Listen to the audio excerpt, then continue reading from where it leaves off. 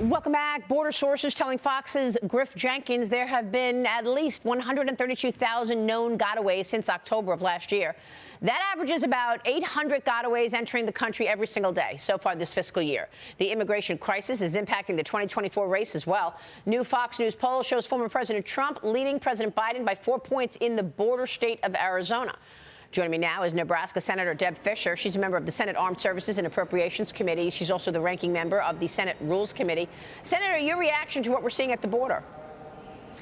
Well, obviously, my party, all Republicans, are very, very worried that we don't have a secure border, and we don't see any help coming from our Democrat colleagues. We see absolutely no action being taken by President Biden.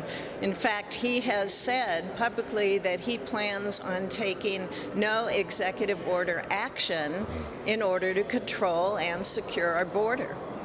Yeah, I mean, in fact, the Venezuelan gangs that we've been talking about are quite concerning. There are gang members in New York right now that the NYPD told us about. And a new report warns of a second wave of possible Venezuelan criminals crossing into America through the southern border. The country reportedly just released at least 100 inmates from Venezuelan prisons. Last year, there were more than 335,000 Venezuelan migrant encounters, less than 1,000 deportations.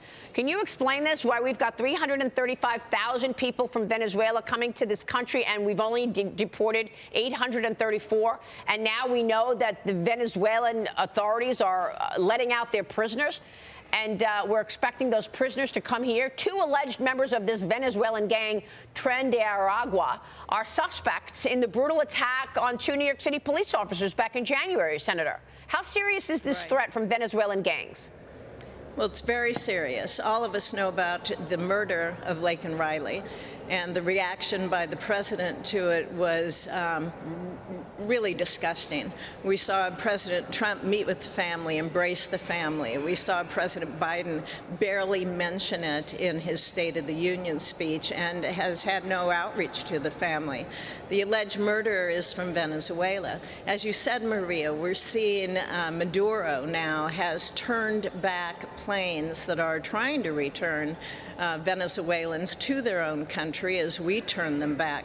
But we turn so very few back. Out of that 330,000, only 834 have been returned or turned back. So we're seeing now these prison gangs come into the United States. The Custom Border Protection has identified the tattoos that they have to try to help their agents identify them, identify more of them, because we know they're being sent to our country.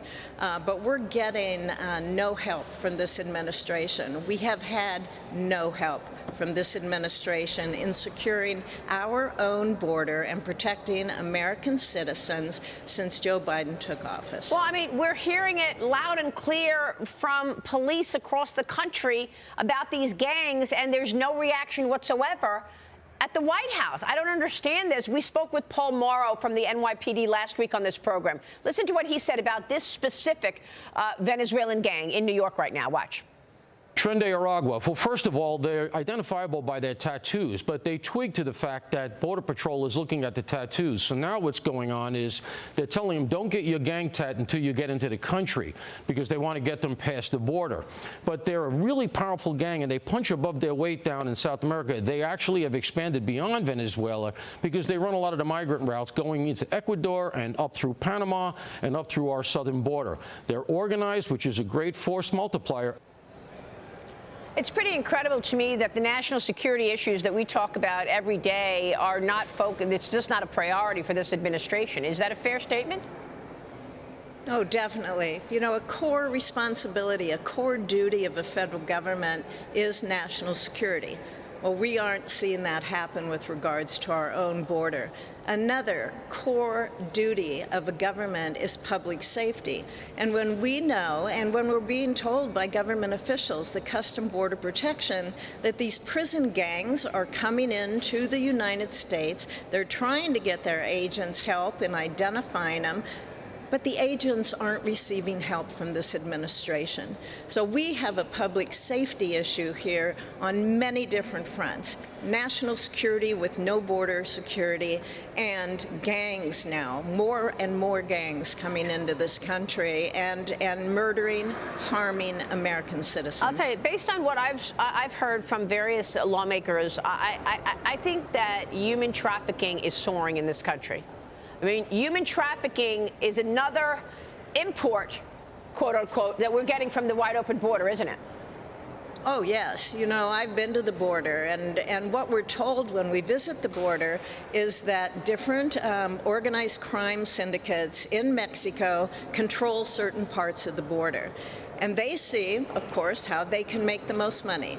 Can they make it by getting illegal immigration, illegal immigrants coming across? Can they get the most money through fentanyl, or can they get it by human trafficking? And they make their decisions based on how much money they can make. We are seeing more and more and more human trafficking. Well, I keep mentioning this, Joe, because Roger Marshall, senator from Kansas, told me recently that they've got more massage parlors in Kansas than they do Starbucks, because they're basically setting up massage parlors.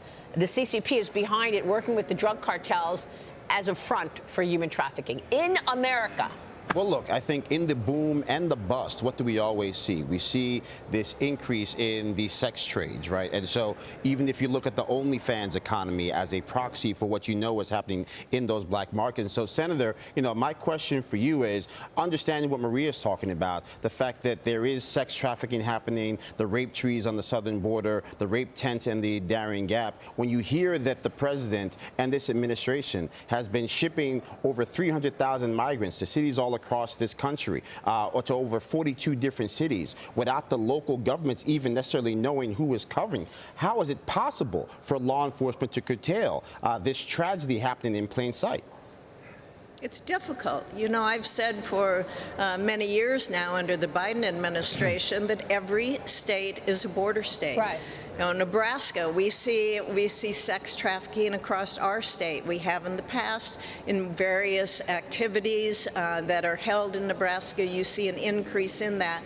Our law enforcement in Nebraska addresses that.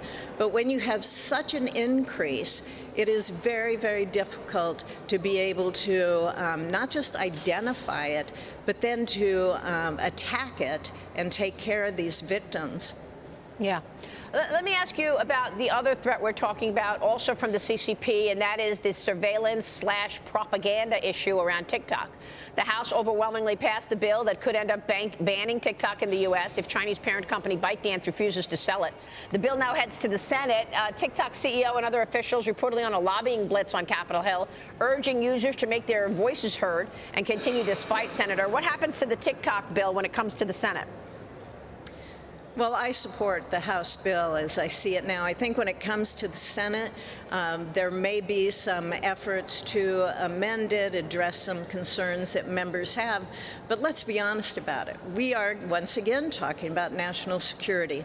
We need to be aware of what TikTok is in this country and how the Chinese are targeting a whole generation of Americans. They're gathering a tremendous amount of information. I like to say they're vacuuming it up. They'll be able to use that in the future by knowing people's preferences, what they pause to look at on TikTok, what grabs their attention, how they would be able to influence these kids as adults in the future on how they act, what they think, how they vote, and influence that. When we look at targeting TikTok, let's remember we're not talking about banning and targeting TikTok. We're talking about targeting a foreign adversary owning a company that has such influence here in the United States. In the Cold War, we never would have let the Soviet Union have any kind of power that the Chinese government has now. It's extraordinary, and it's a great analogy. Senator, real quick before you go, we're facing another funding deadline coming up March 22nd. Do you expect a government shutdown, or are you going to continue these continuing resolutions? What I'm looking at is addressing the funding.